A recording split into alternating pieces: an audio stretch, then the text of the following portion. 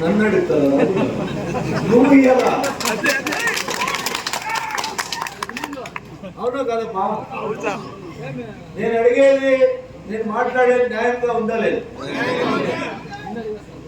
District office, district minister office ముందురా మాన్ కింద వాడు ఉరేసుకుంటే నేను ఢిల్లీలో ఉన్నా, నేను ఏమంటా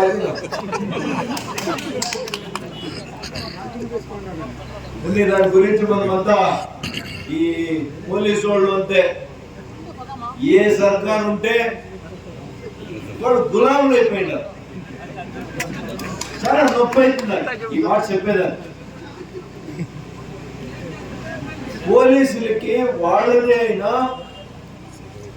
ఒక నిర్ధారాలు చేసుకునే అంత స్వేచ్ఛ ఉంది.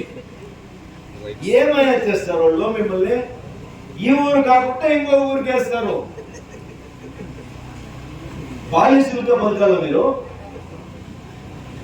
మా కోనప్పని కూడా పోలీసు అధికారిగా ఉండే ఒక నాడిట్లున్నా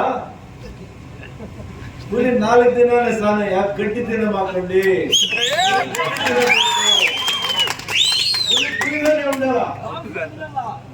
మరి 3 ఏళ్ళే ఉంటుమేమో మంత్రిగా ఏం చేసిందామనే జనం ముందు దిగు. 10 ఏళ్ళు కూటా కొట్టుకున్నాడే ఉండాల్సిన అవసరం లేదు. మనం ఉన్నోడు మనం ఏం చేసినామని జనాల కోసం. ఇది మీరంతా కూడా, నేను డిస్ట్రిక్ట్ మినిస్టర్కి కూడా చెప్తా ఉంటా, ఈ చిన్న రాజకీయాలు వదిలేయి. వాళ్ళ అప్ప ఉండి పాపం చాలా సభ్యాలయం, అట్లా రాజకీయం చేయి. నువ్వేమో చాలా చిరువులు ఉండవు. నాకు రాజ్యం నా పేరే పెట్టుకోండి.